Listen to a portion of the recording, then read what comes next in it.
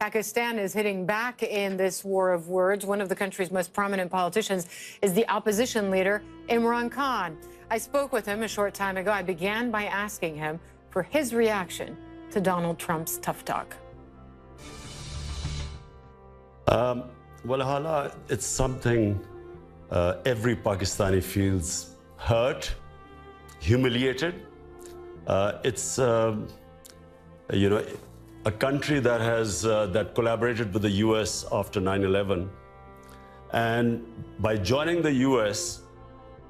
in the U.S. war on terror, we ended up losing something like 70,000 people dead, over $100 billion lost to the economy, and the tribal areas, which is adjoining the Afghanistan, were a population of 6 million. Almost at one point, 80% were homeless IDPs.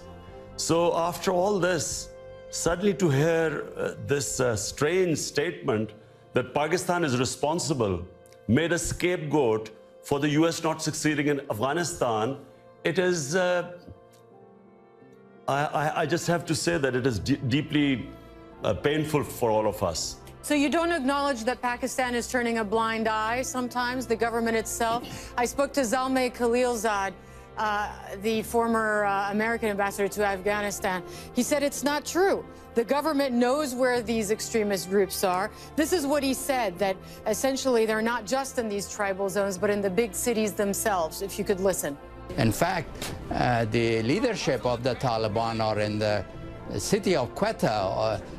Other leaders are in places like Peshawar, big cities of Pakistan. Yes, of course, when they come across the border, they cross areas that are tribal. But the government of Pakistan knows where these people are. So you have former ambassadors like Khalilzad saying the government knows exactly where these people are and they're just turning a blind eye. So number one, why does he not tell this to the Pakistani government or the military, which keeps asking them to tell them where these people are? Because they seem to know, Zalmay Khalilzad seems to know. Number two, Hala, is this plausible? That there were 150,000 NATO troops in Afghanistan, over 100,000 American troops, one of the mightiest military machine in the history of mankind. And the total number of insurgents going into Afghanistan, which Pakistan is being accused of harboring, the Haqqani group, that's the group, Haqqani network, which Pakistan is supposed to be protecting. What, they're 1,500, 2,000, maximum 3,000? Are we to believe that it's because of these 3,000 people, 150,000 of the best military might of the West could not win in Afghanistan? Is this plausible? I mean, who believes this joke? So what is there? In the end, is this what they've got? They blame Pakistan for not being able to succeed in Afghanistan? Well, Donald Trump has even said, has even implied in his speech that aid, that assistance, economic and military, to your country, Pakistan, could be at risk, he implied, unless the government of your country does more to tackle these extremists. In my opinion, Pakistan has been the biggest collateral damage in this Afghan adventure. It was ill thought out. There was no definite aims. They never tried a proper political solution in Afghanistan. There was bombings and killings. And to blame Pakistan at the end, who is the biggest sufferer of this war?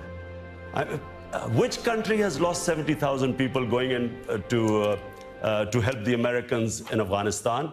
And when they talk about loss to the economy, it's over $100 billion.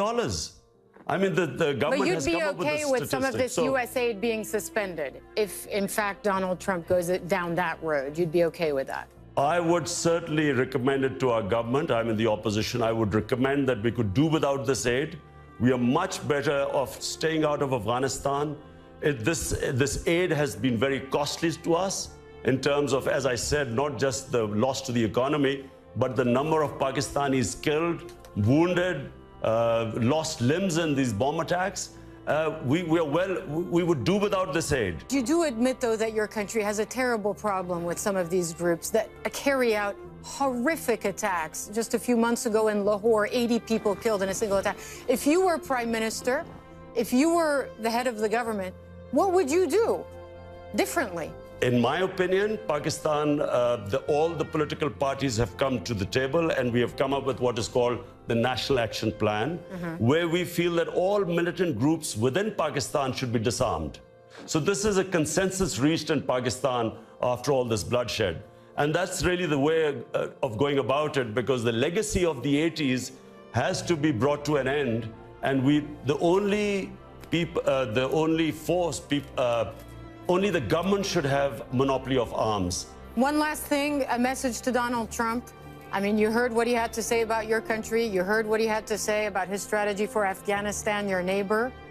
What would you tell him? What would your advice be? I would say that this is a deeply flawed policy. It's more of the same. If he's going to send more troops, what are these troops going to do which 150,000 NATO troops could not do? And I feel that his stated policy of killing the enemy, I mean, that's what they've been doing for all this while. I think they should change policy. They should engage the neighbors. That means China, Russia, and Iran. And they should try and form a government of consensus. And actually, the US should think of leaving Afghanistan. Because as long as there are troops in Afghanistan, there's always going to be a problem. If they can do it simultaneously, get the neighbors on the same table, bring them on a dialogue with the Taliban, and then have a withdrawal, and at the same time, a government of consensus is set up in Afghanistan. To me, this is the only solution. Do you see yourself as having a clearer path to becoming prime minister? I know you're in the opposition now, but Nawaz Sharif was removed a few weeks ago. How do you see the next few months playing out for you in terms of that ambition? Well, I'm, a sportsman. My training is as a sportsman, so I'm always optimistic. I always think I'm going to win.